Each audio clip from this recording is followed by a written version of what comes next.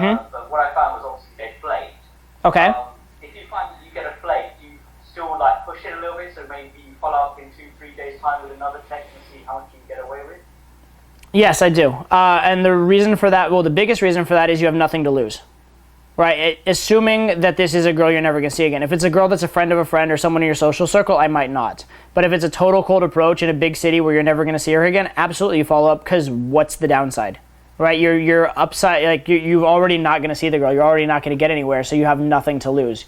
You may as well push for it. You may as well try for it. So that's the biggest reason. Also, you would be amazed how many times I have had girls go silent on me in text game or an online game, that sort of stuff, in those sorts of formats, and then come back around. And so I have enough experience now of being able to turn those around that I actually believe it's, there's always a possibility, especially if the message you send is good enough. If the message you send is of a high quality, then by all means, it can work. And this is just an aside, but how to tell if a text message is high quality? One is if it follows like the 4 rules of text that I put up in the texting video, but an even better, easier way to tell if a text high quality, especially a reinitiation text, is what I will do is when I get phone numbers, a lot of times I'll get numbers of girls I'm not that into, especially like if I was on boot camp and I just had to talk to them for whatever reason, then I will get the number, but I'll save it as practice only. And then I will send them the fun, cute value offering texts. And then if that gets a good reaction, then I'll send it to my flaky girls. And if that gets a good reaction with my flaky girls, then I'll send it to the girls I'm actually seeing. So I make sure that the girls that I care about, the girls that I have something to lose with, are getting good high quality texts from me and not bad, low quality, like turn off texts. So that's another way to do that. But yeah, I do definitely believe in following up. Also, you'd be surprised just by sending that second text message, if it's cute, if it's funny at all, a lot of times you just will get a response, just even if you didn't think you would. And whatever, again, the biggest reason though is there's nothing to lose. Whenever there's nothing to lose, you may as well. Okay, how far would you push it? You say, right, this is the cutoff point now. Is that down to you when you just feel like, is that right? How far would I push it in terms of following up with the phone numbers? The typical thing that I've always said is I'll push it until they either change their number or tell you to fuck off. Again, because there's nothing to lose. And also, here's the interesting thing that I've noticed. So say I do find these cool, interesting value offering texts and I send them out. When I send bad ones out, I usually don't get very many responses. And I also will get a couple girls saying, please don't text me anymore. When I send good ones out, I'll get a lot of responses and I'll get 0 girls saying, don't text me anymore. So what I've realized is that if the actual message is good enough, it's not like you're annoying them. You're not providing a negative for their life. You're providing them with a smile and a laugh, right? And so nobody can really object to that. So as long as what you're putting out is offering value, not asking for anything, and not creepy and weird, it's not like you're doing anything like bad or harassing to them. And again, I've had girls come out of the woodwork like a month later, just randomly. So given that you've had that experience, or that I've had that experience, why wouldn't you try? Why wouldn't you try? Right? Again, nothing to lose. You're never going to see him again. Brilliant. Fantastic. I'm kind of going through like a 180 thing. Mm-hmm. It's been rough. It's been really rough. And,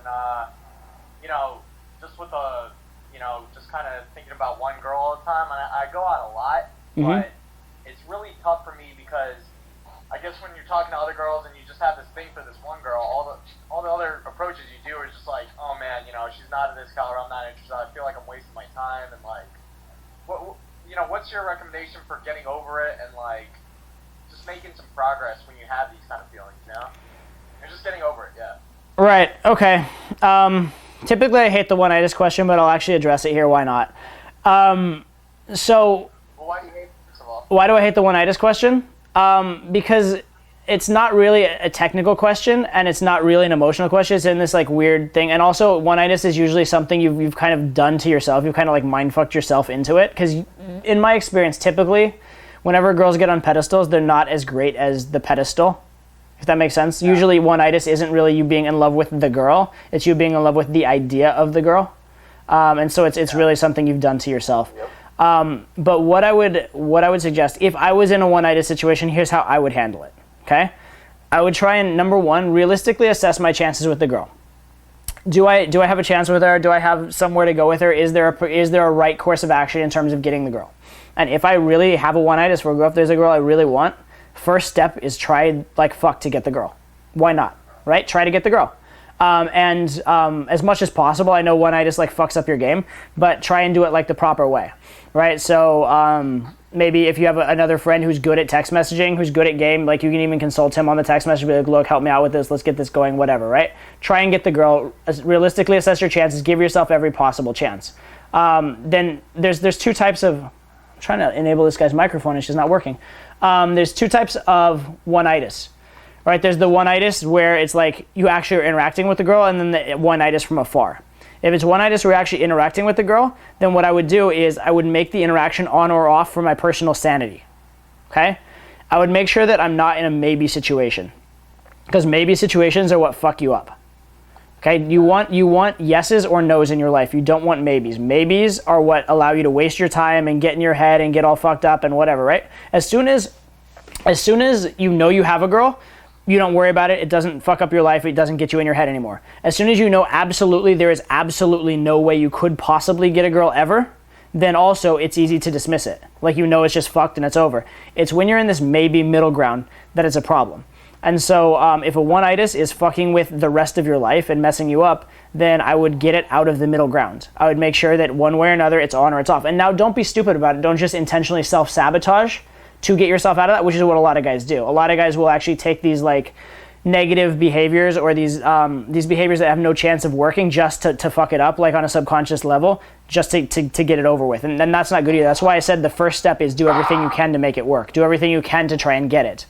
But then if... Sorry to cut you off, but like, okay, so you know how like girls kind of like to play that gray area where... I missed what you're saying. Girls playing a gray area and then something?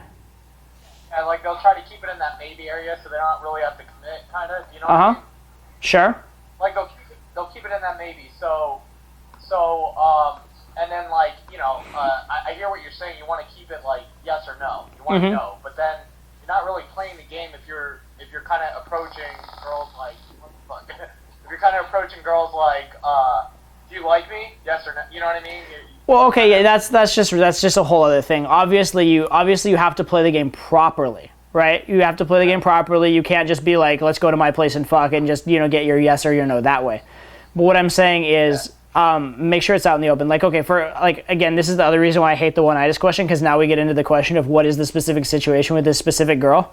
But what is the specific situation with this specific girl in like 3 sentences or less? What's the situation with this girl? She's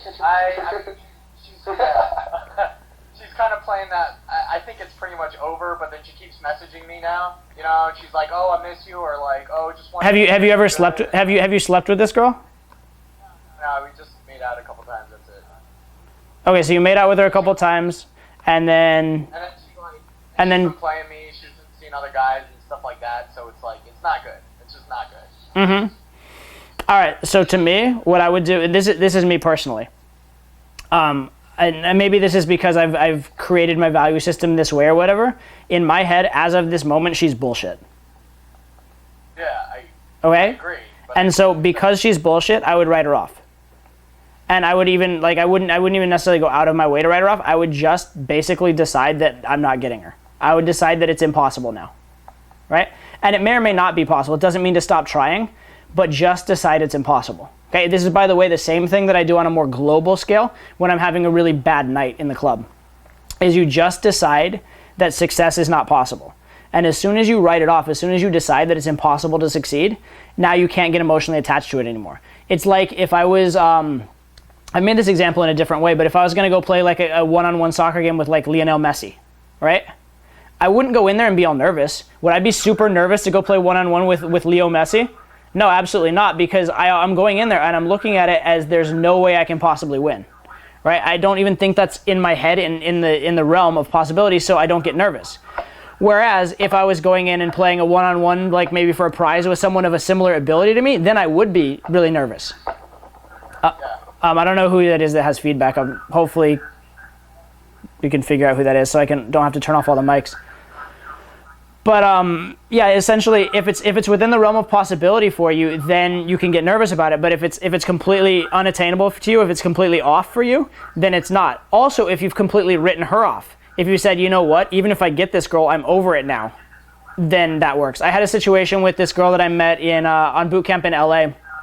Pretty much the hottest girl I met the entire weekend in LA, which in LA you can imagine that's pretty hot, And I don't know who's that feedback's coming through, but it's kind of annoying.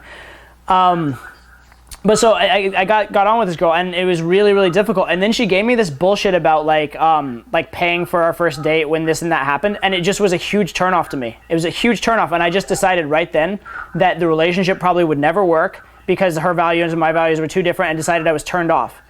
And I basically told her that via text, and it created a huge fight between us. Actually, the way that I did it, and she basically told me never text her again. But I had, even before she said that, I had stopped caring.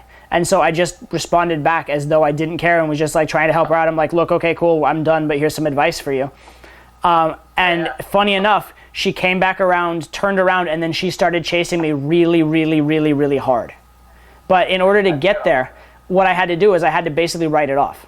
The second that I literally in my head had walked away was when I could get her. And actually that's been the case with a lot of the hottest girls that I've ever gotten, is that usually I pick the girl up, and for whatever reason I'm really on, and then, you know, it works well. And then I get very reactive to the girl afterwards because I realize, I'm like, holy shit, that girl was fucking hot and amazing. And then I do get in my head, and I do get in this like sort of reactive place. And a lot of times the way that I'll end up getting them is I'll make one thing that I think is a really bad mistake. Like I'll send one really bad text, and afterwards I just think that's so awful that I'm never getting a response. I'll be like, oh fuck, I fucked that one up, and I just completely write it off in my mind. Completely write it off, completely believe it's impossible. And then they get back to me for some reason because I ran a really good set, or because the text wasn't as bad as I had in my head that it was. And then because I've already written them off, now I just feel like I'm playing with found money, right? I feel like it's not like it's something that I had to lose before. So now I just feel like I'm free rolling. I'm just like in a lottery.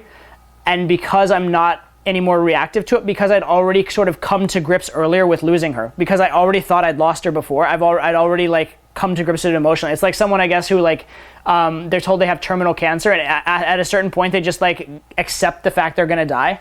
I just accepted the fact the relationship was dead, and then from then on I was able to be my best self in the relationship.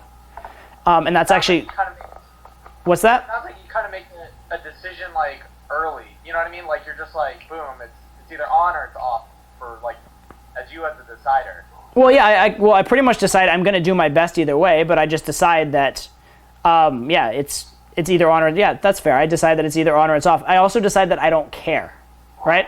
I decide that I'm over it.